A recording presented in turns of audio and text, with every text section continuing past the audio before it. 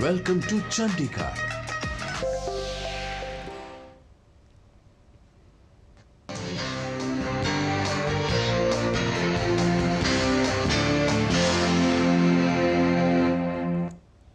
Hello and welcome to Express News with me, Deepika, your daily half-an-hour window that brings you all the latest news and updates from the country and the world. Let's begin. India is celebrating its Navy Day today. Navy Day 2023 celebrations at Sindhu-Durg pays homage to the rich maritime heritage of Chhatrapati Shivaji Maharaj, whose seal inspired the new naval ensign that was adopted last year. Prime Minister Narendra Modi unveiled the statue of Chhatrapati Shivaji Maharaj at Rajkot Fort. Prime Minister witnessed the operational demonstrations by Indian Navy's ships, submarines, aircraft and special forces from Tarkar Beach. Prime Minister Narendra Modi also visited the exhibition on life of Chhatrapati Shivaji Maharaj. Addressing the event, Prime Minister said that India is shedding its colonial mindset from seeking inspiration from Chhatrapati Shivaji Maharaj. He added, Indian Navy is also going to rename its ranks as per the Indian heritage. India's Prime Minister Modi said that Made in India is being discussed all over the world. Prime Minister stressed that from Tejas aircraft to Kisan drone, Made in India is famous everywhere and in every sector. At India's Navy Day celebrations, the country's Defence Minister Rajnath Singh highlighted rapid indigenization of Indian Navy. Indian Navy Chief Admiral R. Hari Kumar said that the Indian Navy is working hard to make the country a developed nation till 2047. The winter session of the Indian Parliament began this morning and will continue till the 22nd of December. Indian Prime Minister Narendra Modi asked parliamentarians to have in-depth discussion on bills and ensure best suggestions. In the northeastern state of Mizoram, Zoram People's Movement gets majority in the state. India's ruling party, BJP, marked a landslide victory in 3 key states. Opposition Congress party clinched southern state of Telangana that went to the polls recently. Addressing at a Knowledge India visitors event in New Delhi, India's External Affairs Minister Dr. S. Jaishankar elaborated the meaning of building Bharat narrative. 85 senior academicians from 39 countries were invited. 2 Indian Air Force pilots were killed in trainer aircraft crash in India's southern region of Hyderabad. Incident took place during training sortie on Pilatus PC-7 Mark II aircraft. No damage to any civil life or property has been reported. A court of inquiry has also been ordered to ascertain the cause of the accident. Kenyan President William Samoei Ruto arrived in India on a 3-day visit. The Kenyan leader will meet his Indian counterpart Draupadi Murmu and hold wide-ranging talks with Prime Minister Narendra Modi. This is the first presidential trip from the East African nation in over 6 years. It is Ruto's first visit to India in his present capacity as well. A massive fire broke out in Baramulla district of Jammu and Kashmir this morning, where a furniture crafting factory and a residential house were destroyed. No casualties were reported. The Viksit Bharat Sankalp Yatra, launched by Prime Minister of India, is reaching the rural areas of Lalitpur city. Information about the schemes of the central government is being given to the villagers through mobile van. The Viksit Bharat Sankalp Yatra continues in Assam. In the programs, the people were educated about various welfare schemes. Free medical checkups were also conducted for the locals. Indian Chief of Army Services General Manoj Pandey met with Commander of the Sri Lankan Army Lieutenant General Vikram Lianagi in New Delhi. The General Officer is on a 3-day official visit to India. Discussions on avenues to further strengthen bilateral defence cooperation amongst the armies of the 2 nations were carried out. India has been re-elected to the International Maritime Organization Council for the 2024-25 biennium. India's re-election falls under the category of 10 states with the largest interest in international seaborne trade. Moving on to business and economy, the Indian share markets recorded their largest single-day gain since October 2022 on Monday, as Sensex climbed 1,383 points to settle at 68,865. Nifty closed up 418 points to 20,686, achieving an all-time high. The Indian rupee fell 3 paise to close at 83.36 rupees against the US dollar.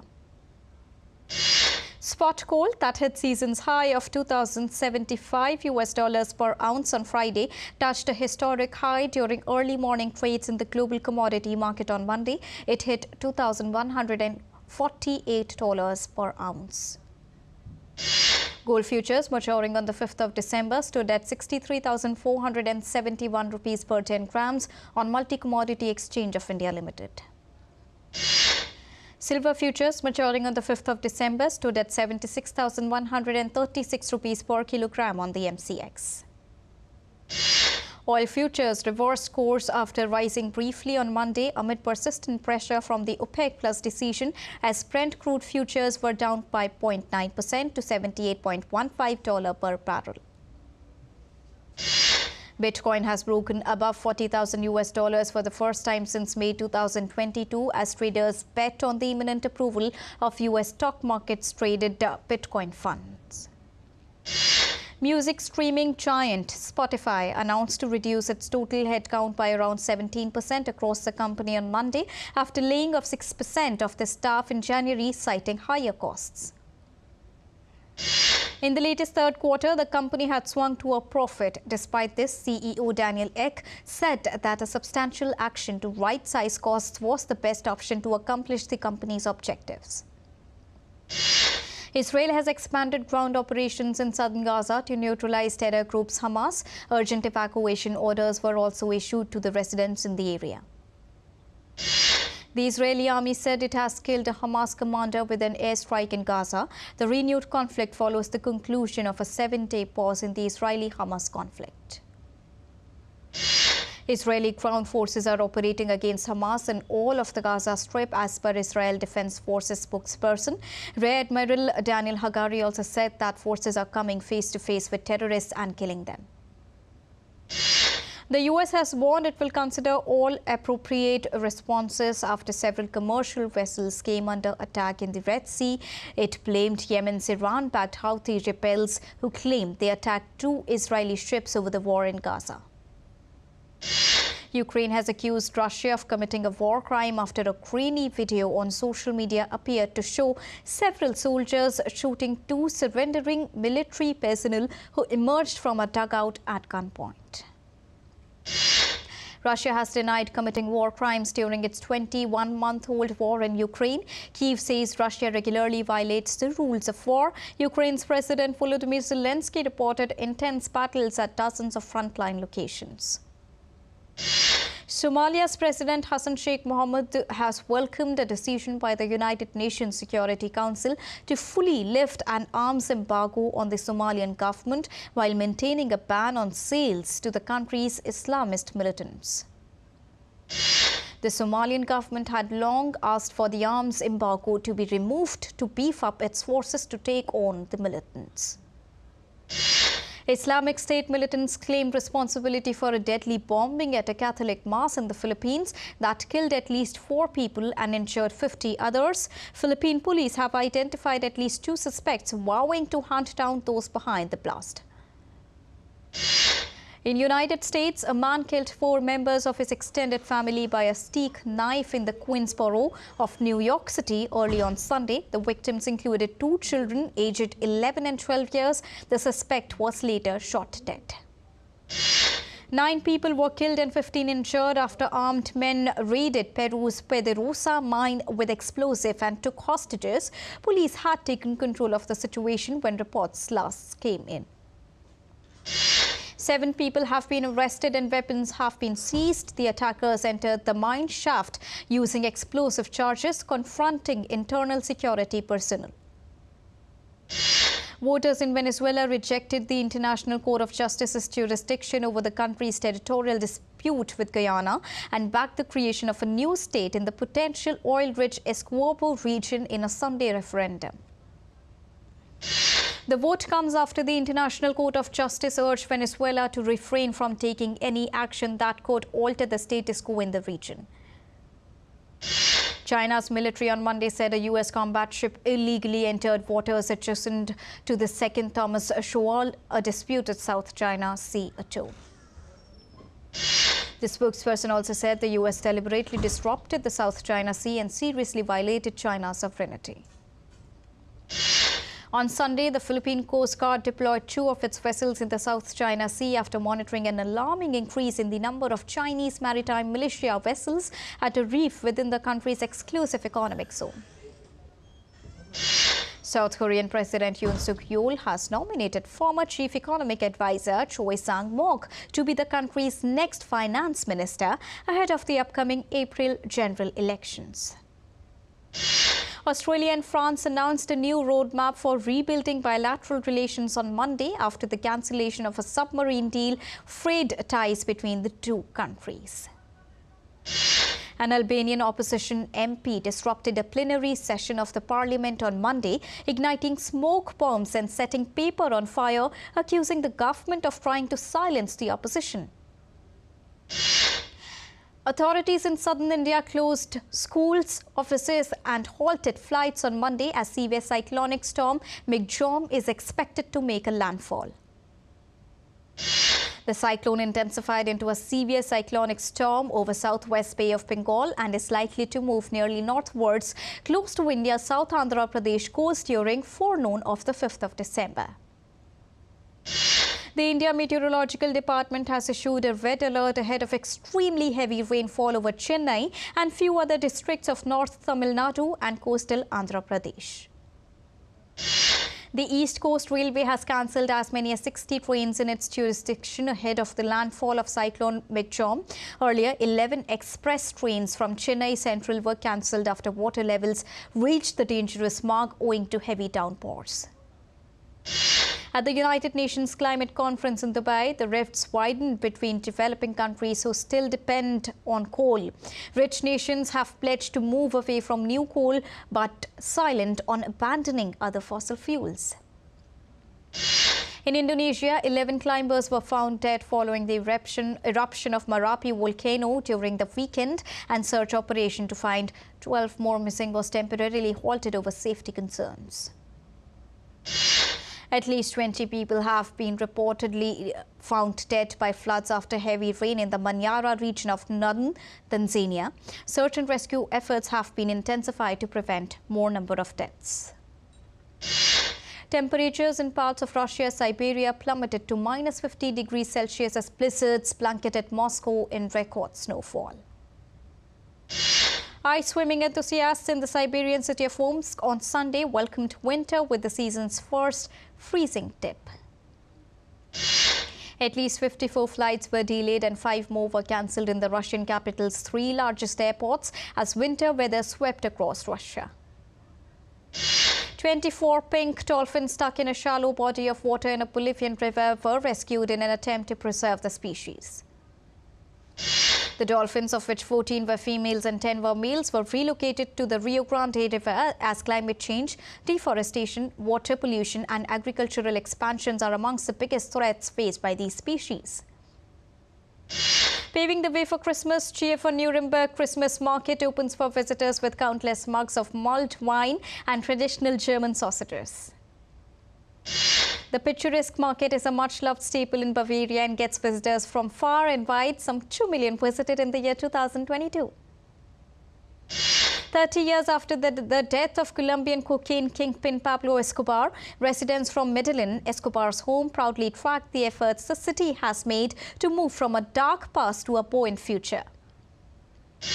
Pablo Escobar was the boss of one of the world's most powerful criminal organizations, the Medellin cartel, and Colombia's most wanted fugitive.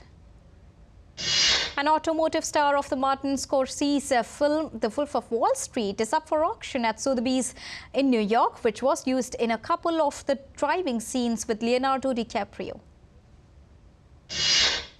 The white-on-white Lamborghini Countach is rare, with only 12 of its kind believed to have been made, and is expected to fetch 1.5 to 2 million US when it goes up for an auction. Up for sale as part of Christie's New York Luxury and Design Week are a rare pair of orange diamond earrings and a watch once owned by Andy Warhol. The California Sunset earrings, an impressive pair of fancy vivid orange-yellow diamonds weighing 12.2 and 11.96 carats, are estimated to sell between $700,000 to $1,200,000 US.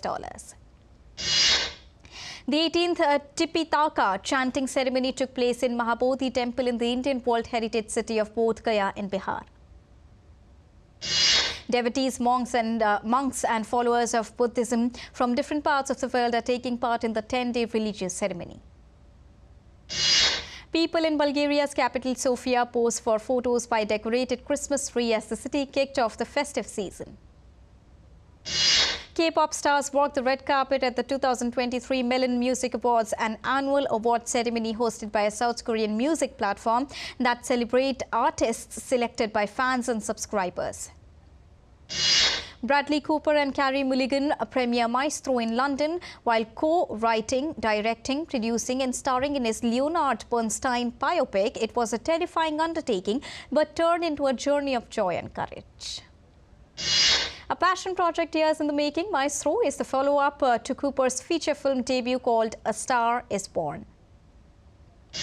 Chile's capital witnessed at the 12th edition of Christmas Paris Parade that marked 100 years anniversary of Walt Disney.